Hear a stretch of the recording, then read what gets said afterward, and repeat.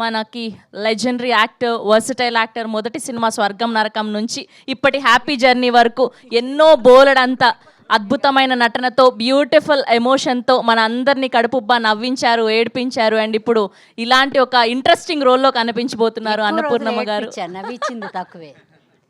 అందరికీ నమస్కారం.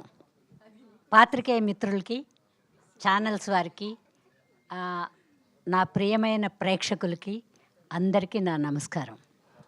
ఈ సినిమాలో ముందుగా చెప్పాలంటే నేను డైరెక్టర్ గురించి చెప్తాను. ఎందుకంటే ప్రొడ్యూసర్సు ఎన్ని పెట్లు పట్టుకొచ్చినా డైరెక్టరు ఆర్టిస్టులను వెతుక్కోవడంలోనే వివేకత కనిపిస్తుంది. నన్ను సెలెక్ట్ చేసుకున్నారు. ఎలా అని అడుగుతున్నారా? అంతకుముందు ఎవరెవరినో అనుకున్నారు. ఆ అనుకున్న వాళ్ళు మిస్ అవ్వలేదు. ఈ అదృష్టం నాకుంది కాబట్టి వాళ్ళు తప్పుకున్నారని చెప్తాను నేను. ఈ వేషం నాకు ఎలా పడిందంటే 25 ఏళ్ల ముందు మురారి సినిమా చేసేటప్పుడు సుకుమారి అమ్మగారు వచ్చి నాతో పాటు రూమ్లో కూర్చున్నారు. చూసి ఏం సినిమాలు చేస్తున్నావు అన్నారు. చేస్తున్నానమ్మా అని. అదేంటే మీ తెలుగు వాళ్ళు నీకు ఎప్పుడు ఒకటే టైపు వేషాలు ఇస్తారు, అప్పుడు ఏడుస్తా కన్నీళ్ళు తుడుచుకుంటా త్యాగాలు చేస్తూ ఉండే వేషాలే ఉండేవి నాకు. అలాంటి వేషాలు ఇస్తారేంటే నీకు? అదే మా మలయాళంలో అయితే రకరకాల వేషాలు వేయించుతారు నీతో, అన్ని రకాల వేషాలు వేయడానికి నువ్వు బాగుంటావు అన్నారు ఆవిడ. అంటే ఏమో అమ్మా, మా తెలుగు వాళ్ళు ఏది పిలిస్తే అదే, వాళ్ళు దేనికి పిలిస్తే దానికే వెళ్ళి యాక్ట్ చేస్తాను నేను అన్న 25 ఏళ్లకి అభిరామ్ అనే కుర్రాడికి ఈ వేషం వేస్తే బాగుంటుందని వెలిగింది బల్బు. అందుకని నేనేమనుకుంటానంటే పెద్దవాళ్ళ ఆశీర్వాదం ఎప్పుడూ మనకి వెన్నంటి శ్రీరామ రక్షగా వస్తుంది. అప్పుడు సుకుమారి అమ్మగారు అన్నారు. ఆ తర్వాత 25 ఏళ్ళు దాటిపోయినట్టుంది మురారి సినిమా తీసి. ఆ తర్వాత అభి పిలిచాడు. నేను స్వర్గం నరకంలో ఒక హీరోయిన్ వేసి తప్పుకుని తర్వాత మదరు, ఎంతకాలం మదరగానే ఉన్నా. ఇప్పుడు బామ్మ అంటున్నారు. సరే, బామ్మ వేషాల్లో మరి ఈ అబ్బాయికి ఎలా అనిపించిందో. అందరూ వద్దని ఉంటారు నాకు తెలిసి. ఆవిడ బాగుండదు, ఆవిడ చీర కట్టుకుని పెద్ద బొట్టు పెట్టుకుంటేనే బాగుంటుంది, వద్దు అని ఉంటారు. ఈ అబ్బాయి పట్టుబట్టి పాపం ఇప్పుడు ఏదో వచ్చిందిగా కొత్తగా, ఏంటది ఏంటి అబ్బాయి అది ఏఐలో పాపం నా బొమ్మ పంపించి ఇక్కడి నుంచి ఏదో డ్రెస్సులు వేయించి వీళ్ళకి చూపించారు ప్రొడ్యూసర్లకి. వీళ్ళు యంగర్స్ కదా, బాలాజీ గారు, కౌశిక్ గారు, తరుణ్ గారు, వీళ్ళందరూ యంగర్సు. శైలేంద్ర గారు వీళ్ళందరూ వద్దని ఉంటారు నాకు తెలుసు. ఎందుకంటే వాళ్ళ చూపు వేరే, ఇప్పుడు వచ్చే పిల్లలు ఇప్పుడు వేసుకునే డ్రెస్సులు అవి. కానీ ఈ పిల్లలందరినీ చూసి నాకు ఎప్పుడూ మనసులో అనిపించేది, ఇంకో జన్మ అంటూ ఉంటే ఈ పిల్లల్లాగా డ్రెస్సులు వేయాలి ఏమైనా సరే అనుకునేదాన్ని.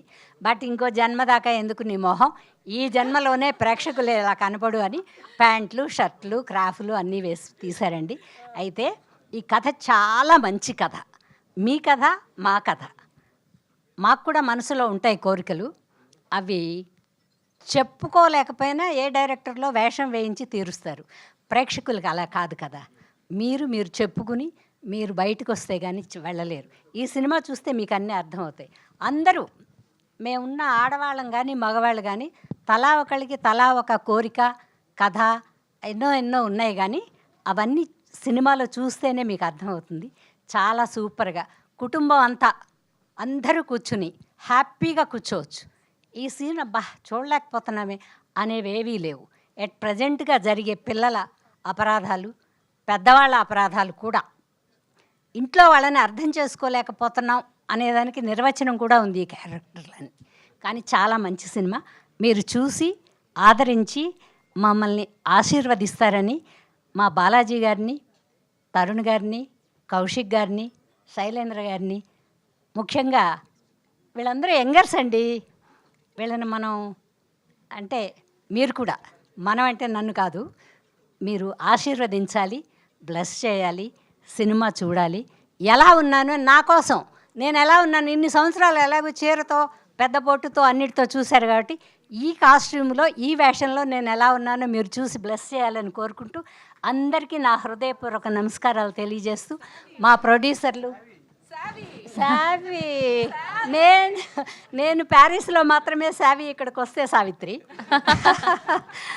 కానీ అండి టీంలో పిల్లలందరూ చాలా మంచివాళ్ళు.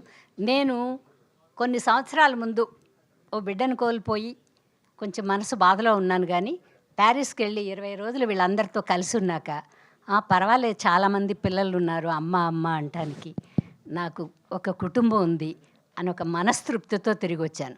నిజంగా చెప్పాలంటే ఈ సినిమా నాకు హ్యాపీ జర్నీ. మీరందరూ ఆశీర్వదిస్తారని కోరుకుంటూ సెలవు తీసుకుంటున్నాను. థ్యాంక్ యూ సో మచ్ అమ్మ. Thank you so much.